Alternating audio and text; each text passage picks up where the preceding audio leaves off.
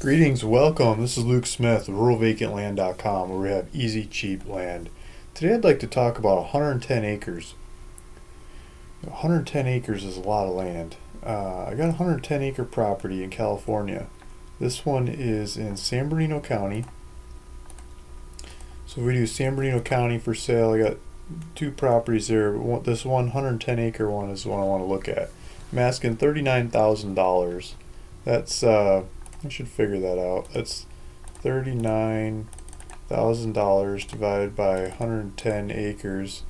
That's $354 an acre. That's what I'm asking.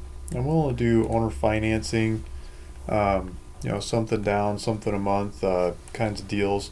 If you know how much you want to put down, how much you want to pay a month, please let me know if you like this property, and I'll figure out how many months to take it from there to make it work and see if we got a deal. Before we get into that, let's take a look at where this property is located. This is San Bernardino County. I used to have a lot of properties in San Bernardino County. The marijuana laws opened up and it became a lot easier to grow marijuana, and properties just flew off the shelf, so I hardly got anything left. It's hard to keep them in stock anymore, especially the ones out in the middle of nowhere with no one around, no neighbors, nobody to bother you. Like this property. This property is out by the 95. 95 goes from Mexico to Canada. If you go north, you can go up, Lake Mead and all kinds of stuff, but Vegas is right up there. And to the south, you got Yuma and, down all kinds of stuff. So the major supply center that you're probably going to go is if you take the 62 over to Parker. I think there's a Walmart right there in Parker. I might be wrong, but at least up around the corner, if you go around the corner a little bit to Lake Havasu City, you got Home Depot, Walmart, you got all kinds of supplies there. You don't have to pay the taxes of buying stuff on the American side. Gas is a lot cheaper there too. So you come back over here and you got a better social system. You can grow marijuana. On this side of the border, it's not so cool. California is a lot more liberal about it. You can get into California school systems, California healthcare, California medical stuff, California disability. A lot of people buy land from me that have disability. Like if you got disability and you're living in Arizona, you get, for example, $200 a week. You go to California, you get like $600 a week. That's like pretty obvious. Time to move to California. So you get a cheap property like this, you can go take advantage of those kinds of scenarios. The 62 and 95 are here, and this blue thing that's going on, if I switch it over to satellite view, you see the road here. This is the highway, and I could probably do street view. So just imagine driving down the highway. This is kind of the countryside look, and this looks like it's dry time of the year. Yeah, this was December 2007 when this picture was taken. This is usually when it about starts raining, so this is about as dry as it gets before the rains hit and it greens up again. January, February, March or something, you might green it back up again, and then it'll dry out over the year. So that's probably looking at its worst. But you can drive across this kind of countryside. Here there'll be a fence, and what I wanted to show you, the property's up more by these mountains. But if we look at what was going on next to it, this is the aqueduct. This is the California aqueduct, and this is water. This is drinking water going from the Colorado River. If I follow that far enough, and it's going, follow it far enough again, goes to Los Angeles, right? And it's zing, zing, zing. It grows stuff in some of the valleys along the way, and that's the aqueduct. Big dollars went in to build this stuff. Goes all the way across. So I'm gonna get lost. Let me get back to the property. This property is on the other side of the aqueduct from the highway. Well, that's crazy. How do you cross it, right? Well, see all these funky shapes going on in the desert out here?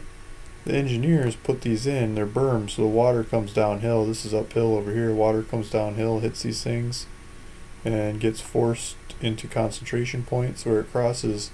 Instead of washing out the aqueduct, it crosses on these kinds of things. So you get these things that direct water across. And if you look at it, people drive through here. Most of the time it's dry. It's like they got a trail on one side and a wash through the middle. Yeah, usually you can drive through the wash, but when it's washing, you still drive on the side. So these things allow people to go inspect the aqueduct and inspect the, these, whatever you call them, swales that they've made in the desert. You can see how more stuff grows along them. They slow some water down and soaks into the earth. See how there's trails along them.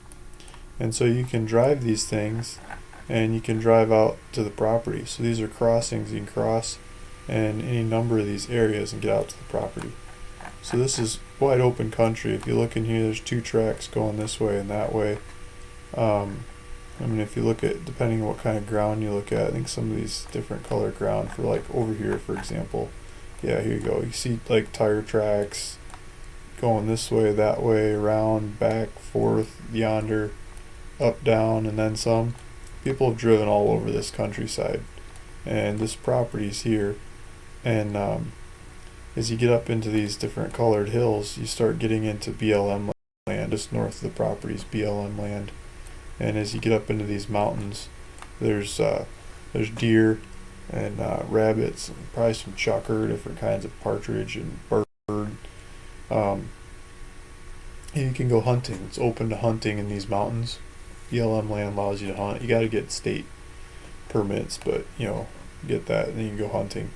So this area is open for exploration. Camping, hiking, horseback riding, hunting, exploring, and just have fun. There's all kinds of areas out here, and this is 110 acres that you can scoop up for not a whole lot of money and make it your own. In San Bernardino County, it's easier to split properties down to like 20-acre properties. If you make them smaller than that, the regulations are a little bit bigger. It's just more involved. But if you make 20 acres or bigger, it's pretty easy. You got to hire a surveyor to go out there and draw up a map of the thing, get that recorded, and you can basically go sell pieces of the property. So if you can do 4 of them without getting into different regulations. So you could split this up 4 ways and sell off the pieces if you wanted. For the price that you're paying for this land, you could probably sell off 3 of those pieces to pay for whatever you keep and then some. Even if you just sell 3 20s, sell 60 and then keep 50 acres for yourself, for example. I think that'd be a really cheap, easy way to get a hold of 50 acres without doing much of anything. Just putting up the money and hiring a surveyor to go knock it out. So there's your 110 acres and a way to get 50 acres probably for free if you did the work, and then you could go make it happen. Go plant this stuff, green it up, turn it into your homestead, do whatever you want with it. So I also wanted to show you some property lines. Here's some software. Here's the rectangle, and it looks like somebody took this section and cut it up into pieces and sold off the pieces. Same logic. You buy a big chunk of land, sell off the pieces, keep some for yourself without paying for it that way. And so this is the block. This is the rectangle. I pulled up Land Watch and I looked at what else is for sale. I just did 75 acres and up because I was just looking at 75 acres for someone else. And there's some 80 acres for 15 grand, kind of Newberry Springs area. Hinckley, 80 acres for 25 grand. I swear that one's been for sale forever. These ones are newer. These 15 grand for 80 acres. He's doing a pretty good price on those, but there's just nothing around there. 29 grand for 160 acres. I think that's the same 280s. It's the same land, from my understanding. But he's got 2 of them, so maybe he's got some different ones. And then this 110 for 39,000. It's on the other side of the county. Newberry Springs is west a lot more. This one's east a lot more. So there's a couple of them to choose from, but I mean, to get that size land, there's not many. I mean, you can count them on one hand. There's basically 3 people that have those kinds of properties up for sale, and as prices skip up, you get more selection. But I think this one is in the running and worth looking at. Just let me know if you have any questions, you'd like financing, or trying to figure something out. Feel free to go take a tour and just let me know how I can help. I was looking at the size, 110 acres. So I pulled up an acre. This is how many square feet are an acre. And then from there I figured out what the property lines would be. So it's a big rectangle, so I think the north and south borders of the property would be 1,815 feet, and the east and west borders of the property would be 2,640 feet if the sections there are proper and they're not skewed off, because some of them get skewed off with the earth being round, the maps being flat. But generally it's kind of a little over 2,600 feet by 1,800 feet kind of size. I mean, it's a really big piece of land. In square foot, it's like 4.7, almost 4.8 million square feet of property. It's a lot of land, is what I'm trying to say. So back to ruralvacantland.com, where I've got a bunch of different kinds of properties like this, and we just serve up easy, cheap land. Luke Smith. My phone number is 760-274-7711 if I can help. I'll put a link below to the listing on my website, and just feel free to ask questions. Thank you. Bye.